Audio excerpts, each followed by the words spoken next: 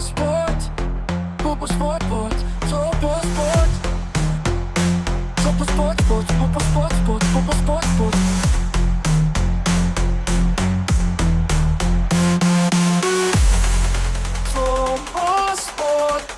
سلام زخبركم تغطاتلتي على توزينا سبورت النحو سناي مكتتال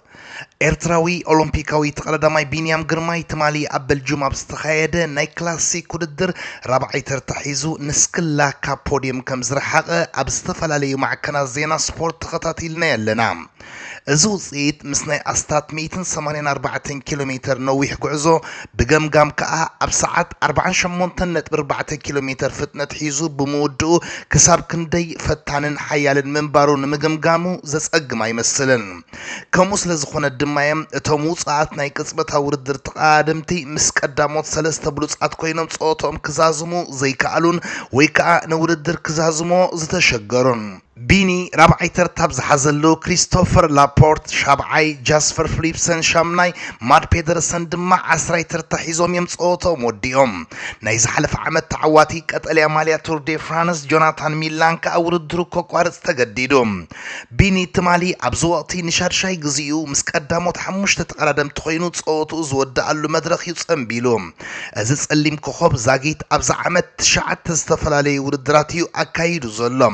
ካብዚ ክልተ ግዜ ቀዳማይ ሓንሳብ ካልኣይን ራብዓይን ክልተ ግዜ ድማ ሓምሻይ ተርታ ሒዙሎም ቢኒ ኣብ 10 ናይ ውድድር መዓልታት ዛጊት 3199 ኪሎ ሜትር ክዝውር 595 ከዓ ናይ UCI ነጥቢ ንዑን ሃገሩን ኣኪቡ ይጓዓዛሎ በዚ ድማ እዚ ተቀዳዳማይ ኣብዚ ዓመት ስፖርት ኣብቲ ዝበለጸ ቆመና ናይ እጋሩ ይመጽእ ከም ዘሎ ክትምስክር ኣይትጽገምን ዛጊት ካብ 9 ውድድራት 6 ምስ ቀዳሞት 5 ተቀዳደምቲ ኮይንካ ክትውድእ ድማ ከምዚ ክትብል ዘየድፍር ኣይኮነን እቲ ብኣወንታ ዝግለጽ ግን ብቕዓት ቢንያም ናብቲ ንሱ ዝደልዮ ደረጃ ይኸይድ ምህላው ጥራይ ዘይኮነ ደቂ ጋንቱ እውን ኣብ ዝተፈላለየ መድረኻት ዝገብሩሉ ዘለው ኣበርክቶ እዩ ቢኒ ትማሊ ኣብ ድሮ መበል 26 ዕለተ ልደቱ ኮይኑ እዩ ኣብ ፖዲየም ንምድያብ ጽዒሩ እንተኾነ ግን ከምቲ ንሱ ባዕሉ እውን ዝገለጾ ጸወታ ካብ መፈለምታት ሒዙ ንኽሕይል ኩለን ጋንታታት ንምቁፅጻሩ ስለዝሰርሓ ክብደቱ መሊሱ ይዛይዱ እቲ ሓሳብ ንፖዲየም ነይሩ ራብዓይ ተርታውን ኣኻሊኡ ክብል እውን እዚ ሎሚ 2 ሚያዝያ መበል 26 ዕለተ ልደቱ ዝጽምብል ዘሎ ተቀዳዳማይ ኣፍሊጡ ነይሩ ክለብ MCN ውን ቢኒ ኣብ ዝሓያል ውድድር ንዝሓዘው ደረጃን ማቲስ ሎቨል ሪሌይ ሸሃንን ሉዊስ ኣስኪን ንዘበርከተው ሓገዝ ኣብ ወግዓዊ መርበብ ሓበሬታ ኣመስጊና ኣላ ቢኒ ሎሚ ዓመት ከም ልሙድ እቲ ዝለዓለ ናይ ዓወት ዕላምኡ ቱር ዲ ፍራንስ ምዃኑ ፍሉጥ እዩ ብቕዓት እዚ ተቀዳዳማይ ድማ ልክዕ ከምቲ ናይ 2024 ልዕሊኡን ገጹ ይኸይድ ከም ዘሎ እዮም ኣብ ዓውዲ ቅድድም ብሽክለታ ዕሙቕ ዝበለ ፍልጠት ዘለዎም ወገናት ዘረድኡ ቢኒ ኣብ 2024 ምስ ሰለስተ ናይ መድረኽ ናይ ቱር ዲ ፍራንስ ዓወታት ወናኒ ቀጠልያ ማልያ ውድድር ብምዃኑ እውን ቅድሚ ሕጂ ተራእዩ ዘይፈልጥ ታሪክ ከም ዝጸሓፈ ኣይርስዕን ንሱ ኣብቲ ግዜ ኣዝዩ ቁልጡፍ ናይ ስፕሪንት ሓይሊ ዝናኣዳ ኣታሕዛ ቦታ ከምኡውን ቀጻልነት ዘለዎ ብሉፅ ውፅኢት ኣብ ማእከሎትን ጎላጉልን መድረኻት ንዓወት ከም ዘብቅዕዎ ይዝእመን ብመለክዒ PCS ሻብዓይ ዝበለጸ ተቀዳዳማይ ዓለም ኮይኑ ድማ እዩ ንዓመተ 2024 ወዲእዋ ቢንን ክለብ ኢንተር ማርሽን ኣብ 2025 ከም ናይ 2024 ዝመጣጠን ዓወታት ክሓፍሱ ኣይከኣሉን ዋላ እኳ ኣብ ብዙሕ ኣጋጣሚታት ምስ ቀዳሞት 5 ተቀዳደምቲ ኮይኑ ውድድሩ ይውድእ እንተነበረ ናይ ቀዳማይ ደረጃ ከይሓዘ እዩ ነቲ ዓመት ወዲእዋ ብPCS ድማ ካብ ሻብዓይ ተርታ ናብ መበል 41 ደረጃ ይኸይዱ ዓመተ 2026 ግን ቢኒ ምስ ሓዳሽ ክለቡ NSN ኮይኑ ናይ 2024 ዓወታቱ ንምድጋብ ኣብ ጉዕዞ ከም ዘሎ ይዝመስል ኣብ ቀዳማይ ውድድሩ ኣብ ቮልታላ ኮሚኒቲ ቫሌንሺያ ተሸላሚ ቀጠልያ ማልያ ክኸውን ምኽኣሉ ከም ጽቡቕ ፋልን ተወሰድናየውን ኣይተጋነነን ቢኒ ነዚ ዓመት ክገልጻ ከለውን ዘይከም 2025 ብብቕዓቱ كمز تبابعن نقدميت يحنبب كم زلون يزبر بوحد ودرات ناي بي سي اس درجو كمبل 4 حدن نام مبل 30 كلتن ترتاي اوريدو زلوم بزن ما يمتنتن تقدم بشكلتا ازغو خبط قلداماي عمناي لو محمد تور دي فرانس كاب كلتك 4 مدرخات كعوتن كسع مودعتا مدرخ حدا كاب حدن تقطل ماليات ودر كم زخونن زمسكرو زلوم اب كلتشحن 26 ناي مبل 26 على لدتو صنبل لومي يقبر بمهلاو دما قصر 26 مبالعتو كتكون كم استمني يزبل قمقام على بحفشا كلتشحن 24 نتب مقيرون ناي عبللان عمت انتدا اخوينا كلتشحن 25 كا عاوز زهد ملا عمت انت تبهلت كلتشحن 26 كا داقمه هنصات مس حدش دريت كنبلا نخلينا دقيمنا انقعنا مبل 26 على تلدت كاب كعكا كبرى تقتل تقا نبيني نينقع ابقى عكا ملغتي ابوتا رئيتو بمقمات دقفكم ارئيوام ኤርትራዊ ሾደናዊ አጥቃዒ ሊቨርፑል አሌክሳንደር ኢሳቅ ሎማ ሐሙስ ተመጀመሪያ ጊዜ ናብ ሙሉእ ልምምድ ከም ዝተመልሰ ተፈሊጡ አርነ ስሎት ቀዳም ናብ ኢትሓድ ስታዲየም ከይዱ አንጻር ሲቲ ናይ ኤፍኤ ካፕ ጸወታ ብድሕሪኡ ከዓ ኣብ ግጥም ርብዕ ፍጻመ ቻምፒየንስ ሊግ አንጻር ፒኤስጂ ናይ ክልተ እግሪ ጸወታ ይጽበዮ ብምህላው ምምጻእ ዝብሉጽ ተጻዋታይ ኣብዛ ወሳኒ ተወርሒ ዓብ እፎይታ ምዃኑ ይዝእመነሎም አሌክሳንደር ኢሳቅ ቅድሚ በዓል ልደት ኣብ ልዕሊ ቶተንሃም ሸቶም ዝተመዝገበ መጉዳእቲ ጋጢሙ كسب حج دما ملؤ لممر كي كايد تصنيحهم ليفربول نزكبر وسن مسرح مسغغار ملا بريطانيا سيرا زمصاتو تصاوتاي كي حوخت ملؤ بملؤ زحاويل كونتات يكتناد تصنيحم ابزغصل ግጥማታውን ተቀይሩና አተው ዝሕግዘላ ኩነታት ከም ተናዲኦም ምስ አንፊልድ ቅርበ ዘለዎም ወገናት ዘረድኦም ዓመት 2025 26 ነስተጻዋታይ መባልዕቱ ከም ዘይነበረት ይዝእመን ካብ ኒውካስል አሙጻ ክሳብ ልምምድ ዘይገበረሉ ኩነታት ክፍጠር ከሎ ከቢድ መጉዳእቲ ከዓ ተደሚርዎ ካብ 16 ግጥማት ኣብ 3 ሸቶታት ጥራይ ክሕፀሪ ተገዲዱ ስሎት እተጻዋታይ ቀልጢፉና ሙሉ ብቃዓቱ ክመጽ እንተ ዘይተጸበዮ ሾደን ንፖላንድ ረቲዓና ዋንጫ ዓለም ሰጊራ በምህላዋ ግን ሾደናውያን እትልዕል ትጽቢት ዝገብሩሉ ተጻዋታይ ክኸውን እዩ ሊቨርፑል ቀዳም ምሲት ብትገብሮ ጸወታ ሓላው ለዳታ አሊሰን ከም ዘይህሉ ክግለጽ ከሎ ሳላሕ ግን ናብ ጸወታ ከም ዝምለስ ይዝሕበር ምስ ሃገራዊት ጋንታ ሆላንድ ከሎ ማህረምቲ ዘጋጠሞ ጀረሚ ፍሪምፖንካ አጠራጣርሎም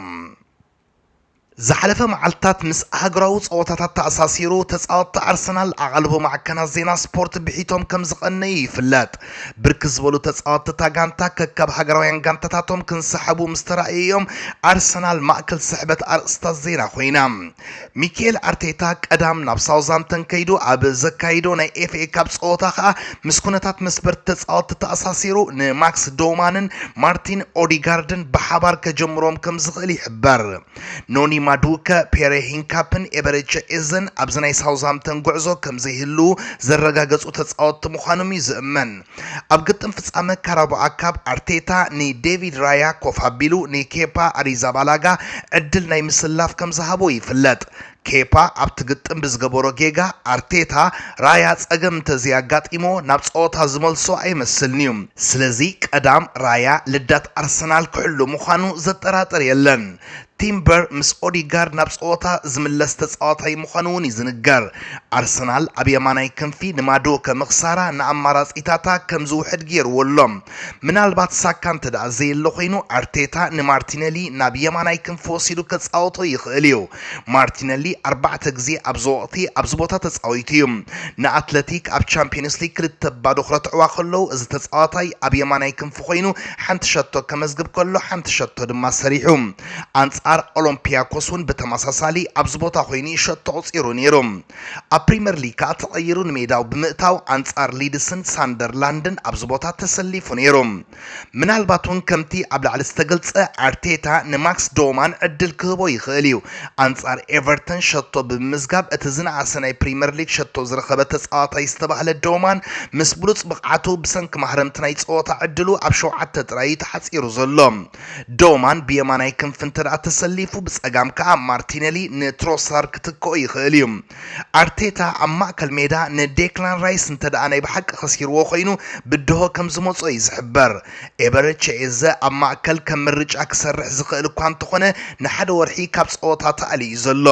ሚኬል መሪኖ ከዓ ንሙሉ ወቅቲ የለን ስለዚ ኦዲካርድ እቲ እንኮ ምርጫ ክኸውን ከም ዝኽእል ይንገር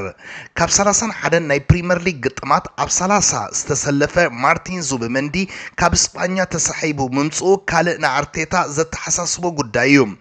ኣርሰናል ኣብዚ ናይ ቀዳም ጸወታ ንክሪስቲያን ኖርጋርድ ሕምብርቲ መስመር ምክፍፋላ ከም ትገብሮ ይዝግምገም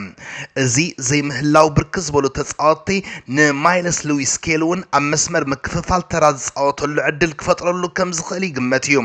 እተጻዋታይ ቅድሚ ናይ ድሕሪት ተኸላኻላይ ምዃኑ ኣብ ኣካዳሚ ኣርሰናል ኣካፋፋሊ ምንባሩ ይፍለጥ ኣብ መስመር መጥቃዕቲ ጆ ኮረሽ ጀሱስ ዶ ካይ ሃቨርትስ ኣብ ድሌት ኣርቴታ እዩ ዝምርኮስ ክኸውን ምናልባት ግን ጆ ኮረሽ ንናይ ቻምፒየንስ ሊግ ጸወታ ተዓቂቡ እቲ ብዝሓለፈ መዓልትታት ንሃገራዊት ጋንታ ጀርመን ሸቶ ዘመዝገበ ካይ ሃቨርትስ ሓላፍነት ክወስድ ልዑል ተኽእሎ ኣለዎም